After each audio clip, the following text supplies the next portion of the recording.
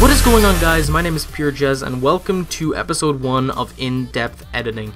So, today we're going to be going over my method for motion tracking cinematics, and I basically use this when I need to fill and edit with some cinematics that look good, but don't take too much time and effort, just so that I can get on with actually editing the episode or whatever it may be. So, I'm going to drag in a basic cinematic from my desktop. Now, I should mention that you will need After Effects CS6 and you will need a few plugins, namely Element 3D, but some sort of lens flare plugin. I use Sapphire. I highly recommend it. It's the best lens flare plugin I've found at the moment, and it also contains lots more plugins, like you can make lightning and everything like that, so that's pretty cool. So we're going to drag this cinematic.mp4 onto our create a composition button, which will create the composition with the exact settings of that recording. We're gonna just start it from like the center. We're gonna bring it back to the start and hold shift so that it snaps it, and we're gonna go to about here. It's only gonna be a short thing, 3 seconds. And the way I'm doing this cutting is I'm pressing Alt and open and close square brackets.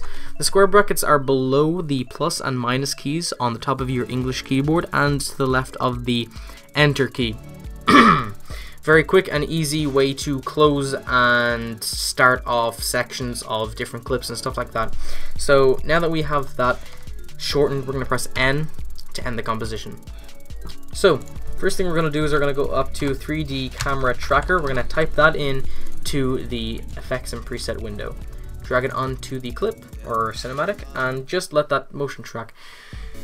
So if you're using a cinematics from Ghosts and you have the sort of the theater menu layout up here, make sure you zoom it in first, right click it and pre-compose that, then motion track that pre-composition.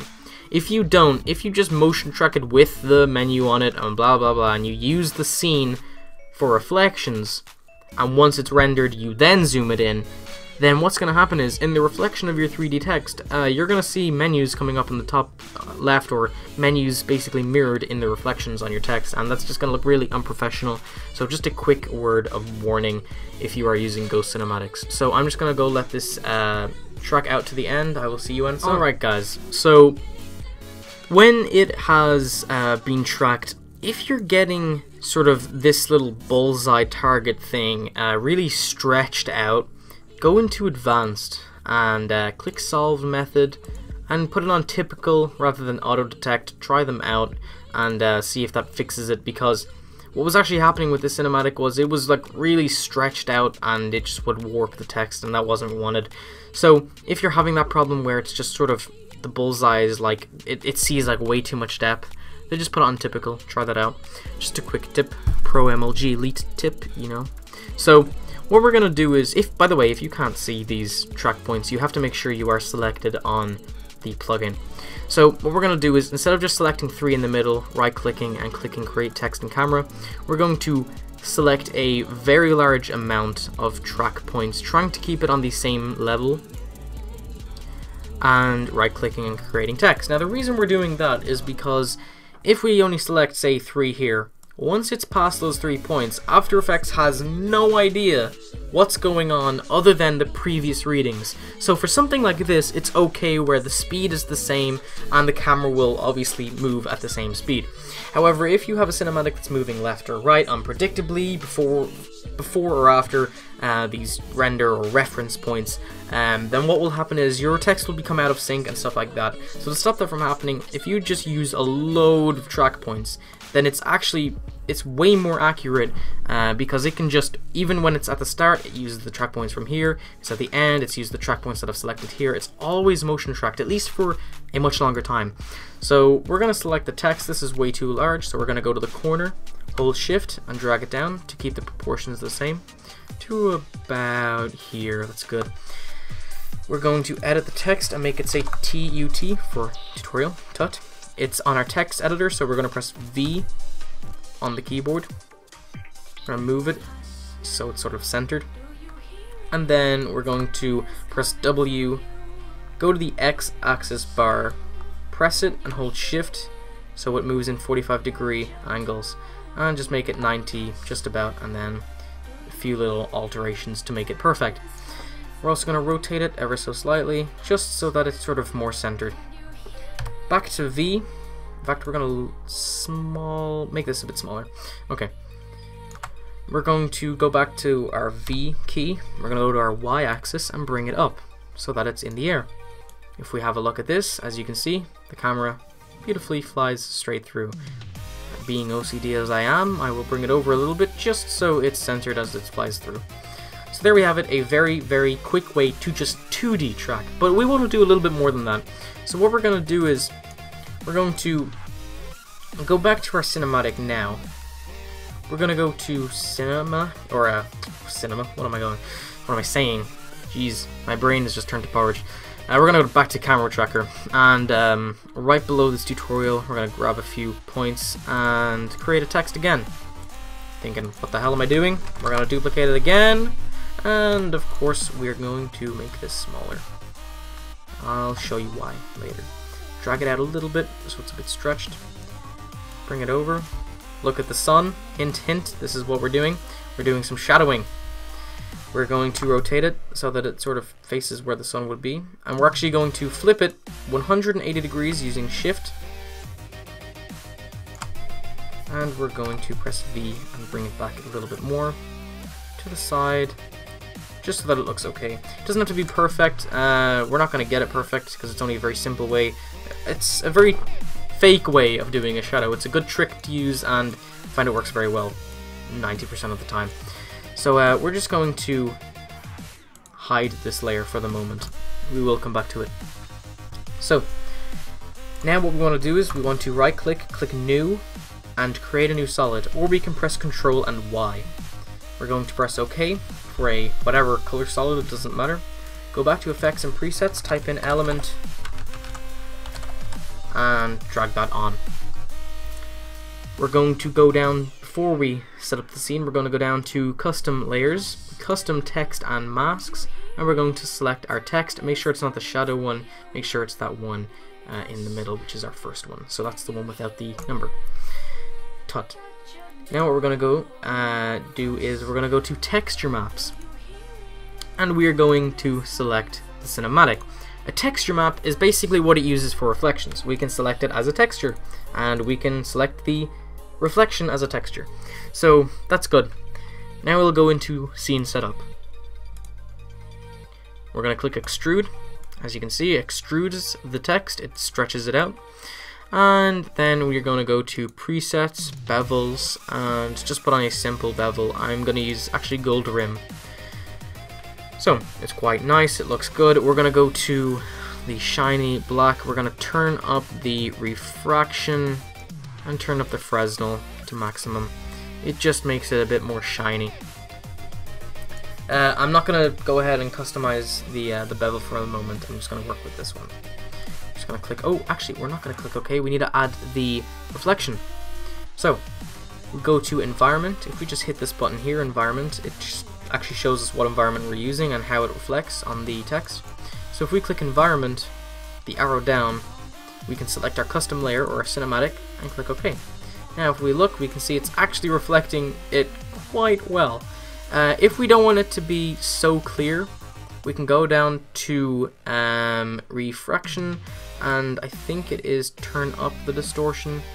I may be wrong on this one, but yeah, it doesn't really matter because you're not going to be looking at it from that angle. It will look good either way. If you run into this problem, you can just blur the cinematic. You can duplicate the cinematic and blur that and then use that as a reflection, but it's not a big deal this time. So luckily Element 3D has actually decided to put it pretty much perfectly where we want it. It's a little bit off, a little bit out of sync. So what we will do is, as a good demonstration, we'll go up to Element Group 1, because that's our TUT. Particle Replicator, which basically tells it everything about the particle, how many of them, and where it goes. We're going to go down to our TUT, our first one. This is important. If you want to make sure, just rename TUT2, or the second one you created, Shadow. There's no confusing. Right. We're going to press P on TUT to access the position. It's a good shortcut to know. And we're just going to copy these details into position X, Y. Middle one being Y. And Z into this one. Z or Z. I know, I'm European. Get used to it. We're going to take this target and move it up to the middle. And then we will go to particle look. That allows us to change the look of the particle, such as the size. Bring it up to almost matching it. It doesn't have to be perfect, of course. And let's just roll with that. Now what we want to do is we want to disable the TUT behind it so that we can't see it. And there we have our motion tracked 3D text. Very simple way of motion tracking 3D text, but we are going to do something a little bit more. Slightly off again. Like I said, my OCD is getting the better of me here. We'll just bring it over to the left ever so slightly. And yep, that's pretty much even. Okay, so what are we doing next? Well, I think a good way to do things now is to create a new light. Okay, perfect. We're going to bring it up a little bit. In fact, we're going to bring it over because the sun is over there. I know we're not going to have a light on the front of it because the sun's behind it, but it creates a nice illusion. And also lights up the text a little bit. So about here, even pull it to the side so it only lights up the top part. But you can be a little bit more lenient. Okay, so you might not think it's made too much of a difference, but it's actually quite a nice difference that it has made. It's turned this very grey, dull, and uninspiring looking text into a beautiful, magnificent piece of art that everything I do usually is. So. Without praising myself anymore, I'm sure you guys do it enough, and thank you for that, because I am so brilliant. Anyway, I should probably just continue doing a tutorial. So, we have the text. Now we're going to go back to the shadow that we were working on earlier. We're going to re-enable that, and this is so easy, it's going to blow your mind. We're going to go up to Effects and Presets and type in Fast Blur. There it is already. We're going to drag that on to the shadow.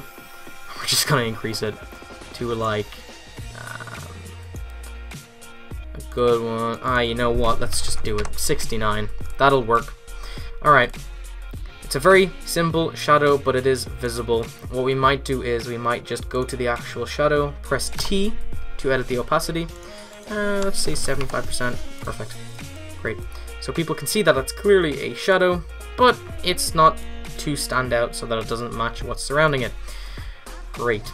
So, we've done most of the tracking. You can almost leave it at this if you don't like the lens flares and other things, but this is the more advanced side of what I'm going to do now. So we're going to create an adjustment layer using Ctrl-Alt-Y or right-clicking and new adjustment layer, effects and presets, and just drag on whatever effect you use for a lens flare. S lens flare. It can take a little while to load, but I've done this tutorial like a million times, so it's okay. We're going to drag this to the point of the light source, so that's about here. And the guys at Sapphire were good enough to give us a lot of presets, good ones, I might add. So let's have a look at those while I take a quick drink.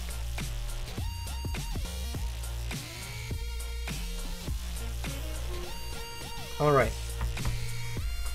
So, like I said, they did add a lot. There's 124 presets of everything ranging from ridiculous that you would never see in an edit to something that looks just absolutely magnificent. And I think we're going to use this one. Palm Beach Sunrise, it's always a great one to use. Niagara Falls, a good one as well. But Palm Beach Sunrise, very simple, effective, and soft looking sort of lens flare. What we're going to do is now we're going to position this so that it's on the light source. We're going to bring the pivot out a little bit. The pivot is where it sort of, if you think of it like a torch, it's where the torch is shining, right in your eyes or to the side, and it's that extra bit of depth and detail, because if we just kept it like this, the same way through, it doesn't look good, but if we animate this pivot bottom to top, then it looks a lot nicer, and that is indeed what we're going to do. So we're going to go to the start, we're going to activate our keyframing on the pivot, we're going to go to basically the end. It's called the end here, and we're going to move this pivot, say, to about there. just so that it's moving slightly. It doesn't have to move too much, but just that it's moving really does create a nice little illusion. We can add a flicker to this if we want, but we'll just keep it basic for the moment. So, the next thing that we're going to do is, realistically, you're not going to have a lens flare coming out of some black text, so we are going to work with some opacity settings, and the best way to do it is to just affect the entire adjustment layer. So we're going to press T. In fact, if we disable it, we'll be able to see when the lens flare should go out of sight. About here, it should start. So we're going to click the keyframe button, go to here, just when you can't see it anymore, and we're just going to put it on like, we'll give it a little bit, we'll put it on 15 or something like that. So in around 15, it doesn't really matter. So as you can see, it sort of just goes behind the text.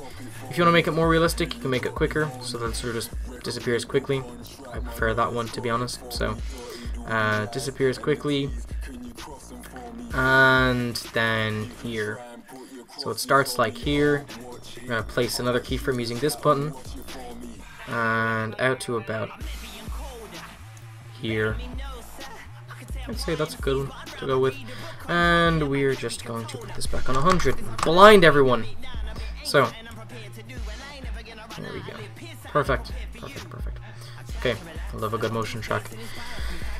Right, so, it's bright. You can always edit it. You can go into the adjustment layer, back into the plugin, go to brightness of the actual total lens flare, and just bring it down to like 0.8, or even, let's go 0.9, just so it's not actually killing someone. So you can see, nice, immersive, realistic, text is blocking light as it should be. GG. Now we're going to do some particular forms, and if you don't have this, like I said, it doesn't matter. If you can't get it, then you're welcome for the tutorial. Thank you for watching. But for those of you who do want to use Trapcode and who can, please do stay, and I'll show you now. So, just like Element, we're going to create a new layer using Control-Y. We're going to drag on Trapcode. Form, in fact. And this creates a sort of cube of particles. Very simple cube of particles. This will chug your machine like crazy. So we're going to go to based form, and we are going to change the size so that it pretty much fills everywhere that we're looking. It's best to go to the start of the cinematic and pretty much fill it. Then we're going to go to size Z and just bring it back so that the first particle hits basically where it starts.